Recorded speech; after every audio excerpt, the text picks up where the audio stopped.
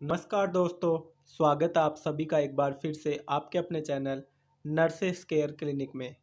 बात करते हैं डीएमईआर हरियाणा के रिजल्ट के बाद उसकी एक्सपेक्टेड कट ऑफ के बारे में। उससे पहले अगर आप चैनल को सब्सक्राइब नहीं किया है तो एक बार चैनल को सब्सक्राइब कीजिए और अपनी फैमिली को सपोर्ट कीजिए।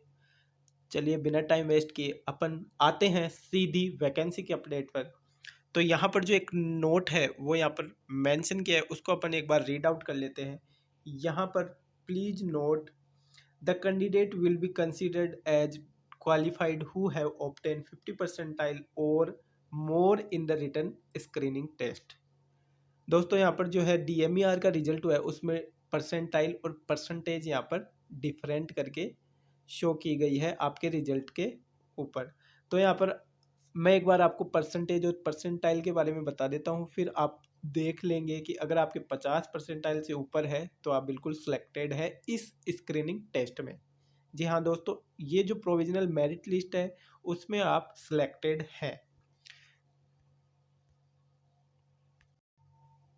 तो देखिए आप इस एग्जाम्पल से यहाँ पर परसेंटेज और परसेंटाइल के डिफरेंस को समझ सकते हैं। अब देखिए जैसे कि यहाँ पर जो है टोटल 90 मार्क्स का यहाँ पर जो है आपका स्क्रीनिंग टेस्ट हुआ था, उसमें अगर आपके 62 नंबर आए हैं तो यहाँ पर अपन 90 में से जो 62 का परसेंटेज 100 पर निकलता है तो 60/90 इंटू 100 करके अपन डिवाइड कर लेंगे। लास्ट में यहाँ पर अपने पास 60 परसेंटेज यहाँ पर आ जाता है। उसके बाद में अपन बात करते हैं परसेंटाइल की। तो यहाँ पर जो अपनों ने माना कि जैसे टोटल जो परसेंटेज परीक्षार्थी जो बैठते हैं वो 30,000 हैं। जैसे 30,000 परीक्षार्थी हैं वो परीक्षा में बैठते हैं, उसके बाद में यहाँ पर मैं आपको बता देता हूँ 30,000 के लगभग परीक्षार्थी अगर परीक्षा में बैठते हैं और उसमें से यहाँ पर जो है 18,000 कैंडिडेट जो है, मान लीजिए 18,000 कैंडिडेट ऐसे हैं जिन्होंने 60 परसेंटेज से ऊपर मार्क्स यहाँ पर जो है स्क्रीनिंग टेस्ट में लेकर आए हैं। मेरी बात ध्यान से सुनिएगा आप, 60% से ऊपर 18,000 कैंडिडेट मार्क्स लेकर आए हैं और जो 30,000 परीक्षा में बैठे थे परीक्षार्थी उसमें से थे जो 27,000 कैंडिडेट हैं वो यहाँ पर परीक्षा में शामिल हुए हैं। तो अपन देखते हैं 18,000 में से जो मान लेते हैं अपन 27,000 कैंडिडेट, यहाँ पर माफ़ कीजिएगा मैं आपको दोबारा बता देता हूँ। 30,000 नहीं मान करके 30,000 व्यक्ति नहीं मान करके अपन 27,000 परीक्षा में बैठे हैं और जो 18,000 लोग हैं उन्होंने यहाँ पर 60% से ऊपर परसेंटेज उनके आए हैं। तो जैसे ही अपन यहाँ पर जो टोटल कैंडिडेट हैं 27,000 और यहाँ पर इंटू करेंगे अपन 100 से, तो यहाँ पर ये तो है 60% से ऊपर मार्क्स लाने वाले कैंडिडेट हैं 18,000 और ये जो है टोटल कैंडिडेट, इनमें 100 का भाग देंगे तो यहाँ पर जो है आप देख सकते हैं एक 1,800 रिमेनिंग है, उसमें अपन 27 का भाग देकर पूरा टोटल करेंगे तो यहाँ पर जो है 66.66 यहाँ पर परसेंटाइल आपको प्रदर्शित हो जाएगी। तो 66.66 ये उनके जो है परसेंटाइल है और जो उनका परसेंटेज है वो यहाँ पर जो है वो था 60%। तो परसेंटाइल और परसेंटेज में ये डिफरेंस होता है और इसको ऐसे निकालते हैं। उसके बाद में अपन बात कर लेते हैं तो 50% से अगर अबव है आपके तो आपको समझ में आ गया होगा। 50 परसेंटाइल आपके हैं, आप लिस्ट में से देख सकते हैं, तो आप बिल्कुल यहाँ पर स्क्रीनिंग टेस्ट को क्रॉस कर चुके हैं, उसमें पास हो चुके हैं। उसके बाद में अपन बात करते हैं 10 मार्क्स जो यहाँ पर सोशियो इकोनॉमिक्स स्टेटस के हैं वो आपको कैसे मिलेंगे। तो आप देख सकते हैं the marks under socio economic criteria will be awarded only to the candidate who claim to obtain these marks in application form. तो एप्लीकेशन फॉरम में अगर आपने कोई ऑप्शन यस या नो का आया है वहाँ पर आपने सोशियो इकोनॉमिक स्टेटस को यस किया है, और जो रिक्वायर्ड डॉक्यूमेंट जो सर्टिफिकेट है वो प्रेस्क्राइब्ड परफॉर्मा में आप अपलोड किया है, तो यहाँ पर आप बिल्कुल एलिजिबल हो सोशियो इकोनॉमिक स्टेटस में जो 10 मार्क्स मिलते हैं उसके लिए। अब वो मार्क्स किस किस को मिलते हैं उसके बारे में भी बात करेंगे, उससे पहले अपन मेरिट की बात कर लेते हैं। यहाँ पर इस बात का सेंस ये है कि यहाँ पर जो है आपकी जो 50% से ऊपर जिनके मार्क्स हैं उनको 1:3 के बारे में यहाँ पर उनकी लिस्ट निकाली जाएगी, 1:3 के रेशो में। उसके बाद में यहाँ पर जो उनकी लिस्ट है वो कैटेगरी वाइज अलग अलग निकाल दी जाएगी मेरिट के बेस पर, और जो 90 नंबर आए थे उनके आधार पर 90 में से उनके कितने नंबर आए उसके आधार पर हर कैटेगरी वाइज एक लिस्ट यहाँ पर जारी की जाएगी 1:3 के रेशियो में।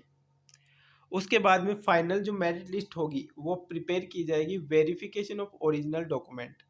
दोस्तों उसके बाद में जैसे कट ऑफ आ गई, हर कैटेगरी वाइज की कट ऑफ आएगी, जनरल, ओबीसी, एससी, एसटी सभी की। तो यहाँ पर एनालाइज करके हमने ये पाया है कि जनरल की जो कट ऑफ है वो यहाँ पर 74 या 75 के आसपास रहने वाली है, और जो हरियाणा स्टेट के कैंडिडेट हैं उनका जो सोशियो इकोनॉमिक स्टेटस ऐड होगा उनके बाद में उनकी जो है कट ऑफ निकाली जाएगी। हरियाणा स्टेट के जो कैंडिडेट हैं जनरल ओबीसी के, वो उनकी भी कट ऑफ यहाँ पर जो है 75 से अबव जाने वाली है, और जो एससी एसटी कैंडिडेट हैं उनकी यहाँ पर जो है 69 से 70 के लगभग कट ऑफ रहने वाली है। उसके बाद में आपका जो वेरिफिकेशन होगा ओरिजिनल डॉक्यूमेंट का, और उसके बाद में आपको सोशियो इकोनॉमिक और एक्सपीरियंस के 10 मार्क्स मिलेंगे, वो सभी ऐड होकर आपकी फाइनल मेरिट लिस्ट तैयार की जाएगी।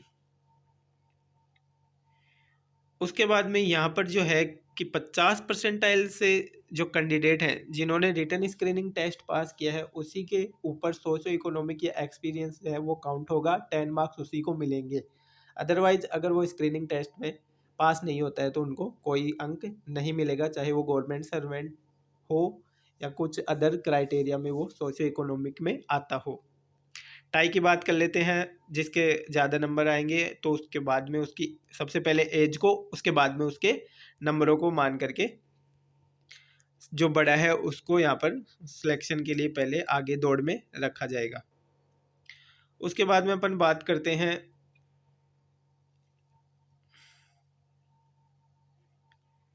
यहाँ पर जो सोशियो इकोनॉमिक स्टेटस के लिए है उसके बारे में अपन बात कर लेते हैं।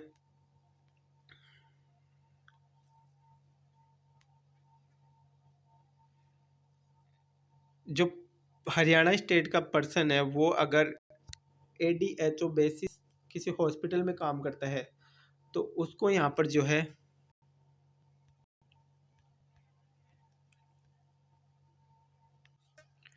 तो यहाँ पर पहला जो इकोनॉमिक सोशियो जो क्राइटेरिया है वो यहाँ पर है डीईएसएम का, डिपेंडेंट ऑफ एक्स सर्विसमैन।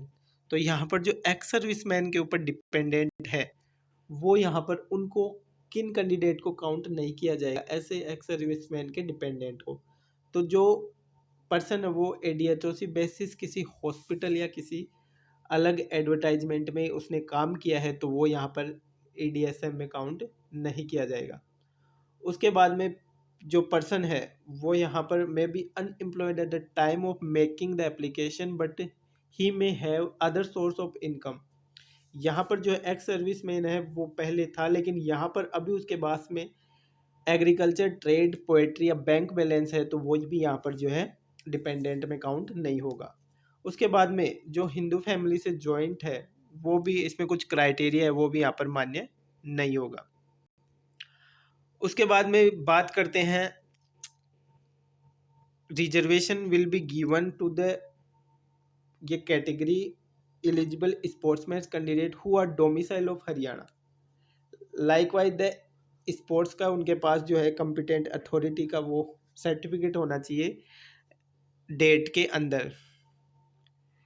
उसके बाद में ये कुछ क्राइटेरियाज हैं तो अपन बात करते हैं जो हरियाणा स्टेट के कैंडिडेट हैं, सरल भाषा में आपको बता देते हैं। हरियाणा स्टेट के जो कैंडिडेट हैं वो अगर गवर्नमेंट जॉब में है, एक्स सर्विस मैन है, डिपेंडेंट एक्स सर्विस मैन है किसी पर, या फिर उन्होंने हरियाणा गवर्नमेंट की वैकेंसी में या इंडियन स्टेट की वैकेंसी में काम किया है, एनएचएम वगैरह में काम किया है, तो उनको यहाँ पर जो है ईयर्स के अकॉर्डिंग एक्सपीरियंस मिलने वाला है, नंबर मिलने वाला है। तो यहाँ पर 0.5 मार्क्स जो है 1 ईयर का यहाँ पर दिया गया है। ये यहाँ पर अपन थोड़ा सा बता देते हैं किसको किस बेस पर कितने मार्क्स मिलेंगे।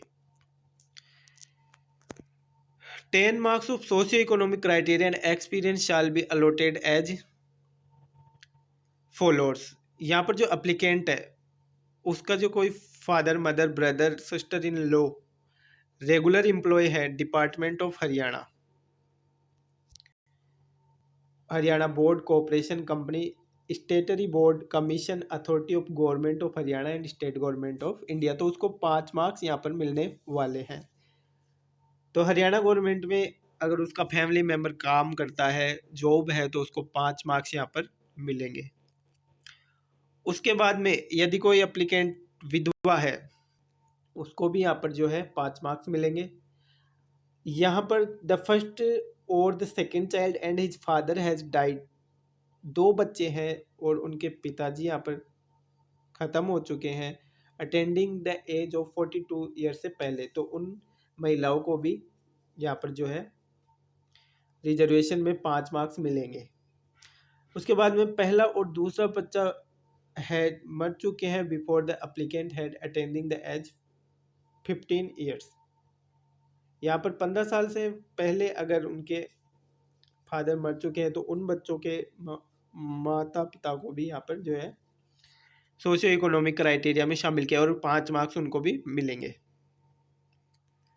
उसके बाद में कुछ प्रमुख जनजाति है, उन बैकवर्ड क्लास है, उनको भी यहाँ पर 5 मार्क्स मिलेंगे। और एक्सपीरियंस जो कैंडिडेट है जो एनएचएम में काम किया है या हरियाणा गवर्नमेंट में काम किया है उनको 0.5 मार्क्स दिए जाएंगे पर ईयर के, 1 साल के 5 मार्क्स दिए जाएंगे। Therefore exceeding 6 month of experience out of maximum of 16 years. उसके बाद में 6 मंथ से उनका एक्सपीरियंस जो है बढ़ाया जाएगा, एक्सपीरियंस का नंबर जो है 0.5 काउंट होएगा। ऑन द सेम और a high post in any department, board, corporation, commission, authority of government of Haryana, no marks shall be awarded for any period less than 6 months. 6 month से अगर ज़्यादा काम किया है तो उनको 0.5 मार्क्स मिलेंगे और मैक्सिमम 8 नंबर तक उनको मिल सकते हैं अगर उन्होंने 16 साल तक काम किया है हरियाणा बोर्ड में, गवर्नमेंट ऑफ हरियाणा में।